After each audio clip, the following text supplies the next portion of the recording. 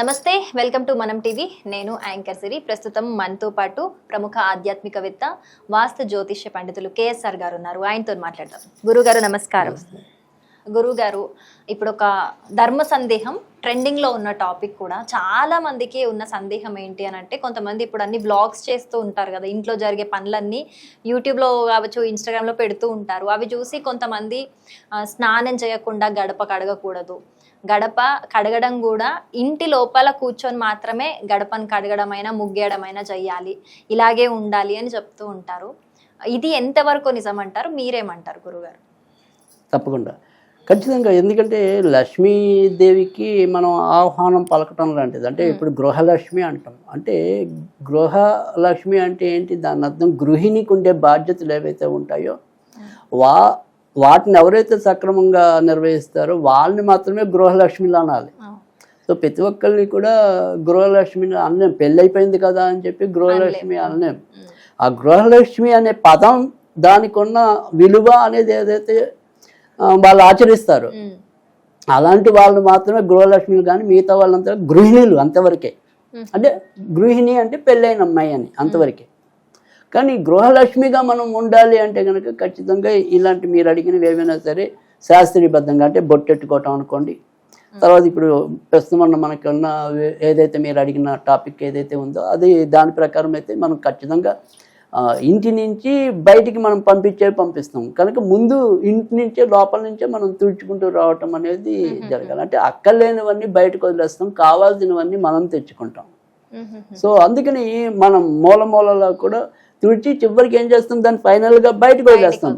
అంటే దుమ్ము ధూళి లేదా అక్కలేని వస్తువులు, అక్కలేని పదార్థాలు ఇలాంటివి ఏమన్నీ ఉంటాయో వాటిని మనం వదిలేస్తాం. అందుకని బయట నుంచి లోపలికి రాము, లోపల నుంచి బయట పడేయాల్సినవి బయట పడేస్తాం. అప్పుడు మాత్రమే వీళ్ళ ఇల్లు చాలా బాగుంది అని చెప్పి లక్ష్మి అడుగు పెట్టడానికి ఉంటుంది. మనం బయట మొదలెడితే ఆవిడకి మనమే అడ్డంగా ఉంటాం రాకుండా. సో అందుకని ఖచ్చితంగా లోపల నుంచే మనం పని చేయటం అనేది ఒకటి. తర్వాత రెండో ప్రశ్న ఏంటంటే, మరి స్నానం చేయకుండా ఇవన్నీ చేయొచ్చా? ఎందుకంటే కొంతమంది ఆడవాళ్ళు ఎలా ఉంటారంటే చివరికి అంటు తోమటం దగ్గర నుంచి ఏవైనా సరే అన్నీ చేశాక హ్యాపీగా స్నానం చేద్దాంలే అనుకుంటారు. అలాగే వంట కూడా అలాగే వండేస్తూ ఉంటారు. కానీ నిజానికి శాస్త్రం అయితే కనుక ప్రతిదీ స్నానం చేసి చెయ్యాలనే చెప్తుంది. అంటే వీళ్ళందరూ కూడా ఇలా ఒక గడప అనేది పక్కనట్టండి, అది ఎప్పుడు వారానికి ఒకసారి 2 వారాలకు ఒకసారి చేస్తూ ఉంటారు. కొంతమంది నెలకోసారి చేసే వాళ్ళు కూడా ఉంటారు. కానీ ఈ వండటం అనేది ఏదైతే ఉందో స్నానం లేకుండా కూడా వండే వాళ్ళు ఉన్నారు. అంటే అన్ని పనులు అయిపోయాక తీరిగ్గా నెమ్మదిగా చేసుకుంటాంలే, చెమట పడుతుందని మొత్తం చేశాక స్నానం అలా అనుకుంటారు. కానీ అది కరెక్ట్ కాదు మనకి. అది ఎప్పుడు కూడా, ఎందుకంటే ప్రతిదీ కూడా మనకి హిందూ ధర్మంలో మనం దేవుణ్ణి వెతకలేని పదార్థం లేదు. సో ప్రతిదీ మనకి దేవుడితోనే సమానం. మనం అవతల వాళ్ళని నమ్మినా నమ్మకపోయినా. అంటే వీళ్ళకి చెట్లు పొట్లు అన్ని దేవుళ్ళే అని వేరే మతం వాళ్ళని మనం ఏసడించుకోవచ్చు. ప్రతి దాంట్లో దేవుణ్ణి చూడగలిగే గొప్పతనం మనకే ఉంది. సో అందుకని ఇక్కడ మనకి ఏదైనప్పటికీ కూడా అన్నం వండుతున్నామంటే అన్నం పరబ్రహ్మ స్వరూపం అన్నాం. మరి అన్నం పరబ్రహ్మ స్వరూపాన్ని మనం ఏమంటాం, స్నానం చేయకుండా ఏం చేయకుండా ఎలా వండేస్తున్నాం, ఆ గిన్నె ఈ గిన్నె పెట్టేసి. సో పైగా మనం తినే పదార్థమైనా శుచిగా శుభ్రంగా ఉండాలి కదా. సో అందుకని అదైనా సరే వంటైనా సరే ఖచ్చితంగా స్నానం చేసే చేయాలి. సరే, మరి గడప తొడవటాలు ఇవన్నీ కూడా ఎందుకు చేస్తున్నాం? లక్ష్మీదేవి రావటం కోసమే కదా. మరి అలాంటప్పుడు అక్కడ కూడా ఖచ్చితంగా స్నానం చేసే చెయ్యాలి. సో స్నానం చేయకుండా ఎప్పుడు చేస్తాము అంటే కనుక సాధారణంగా ఏదైనా సరే మనం ఏమంటాం, బూజులు దులుపుతూ ఉంటాం కదా, ఇల్లు శుభ్రం చేసుకునేటప్పుడు. అంటే పైన బూజులు పట్టిన అలాంటివి దులుపుకుంటూ ఉంటాం చూడండి. అలాంటి వాటికి స్నానం లేకపోయినా పనికొస్తుంది. కానీ గడప తొడవటం, గడప దగ్గర ముగ్గులు ఎట్టుకోవటం, ఇవి మటుకు ఖచ్చితంగా స్నానం చేసే చెయ్యాలి. ఇంకొక సందేహం గురుగారు, ఈ గడప గురించి వచ్చింది కాబట్టి కొంతమంది ఇప్పుడు శుక్రవారం రోజున ప్రతి శుక్రవారం గడపను కడుగుతారు లక్ష్మీదేవి కోసం అనుకుందాము. కొంతమంది ఏం చేస్తారంటే, ఈ వర్కింగ్ ఉమెన్ లైఫ్ స్టైల్ వచ్చినప్పుడు కావచ్చు, పొద్దున అయ్యేసరికి కొంచెం టైం పడుతుంది కాబట్టి హడావుడి అయిపోతుందని ముందు రోజు పడుకునే ముందే మంచిగా తుడుచుకొని రాత్రే గడపను మొత్తం కడిగేసి ముగ్గులన్నీ పెట్టేసుకొని బొట్లన్నీ పెట్టేసుకొని పడుకుంటారు.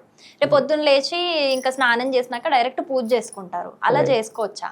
ఖచ్చితంగా ఇది కూడా పొద్దున పూట చేయటం అనేది ధర్మం. రాత్రిపూట మనం కొన్ని దేవతలను మాత్రమే ఆరాధిస్తాం, ఆహ్వానిస్తాం. సో అందుకని ఖచ్చితంగా రాత్రిపూట లక్ష్మీదేవికి ఎప్పుడు కూడా పగలు శ్రేయస్కరం. అంటే అసలు లక్ష్మీదేవి అని మనం ఎందుకు అంటున్నాం అంటే కనుక లక్ష్మి అంటే ఏంటి? సంపద, శ్రేయస్సు.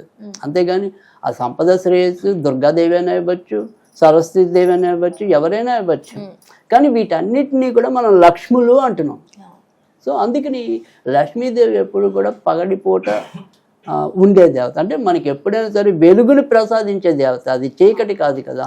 సో అందుకని మనం ఖచ్చితంగా పగటిపూట చేయటం అనేది శ్రేయస్కరం. సో ఒక్కరోజు మీరు ఎలాగో బ్రహ్మముహూర్తంలో 5 6 లేవలేమా, ఒక్కసారి చేస్తే చాలు.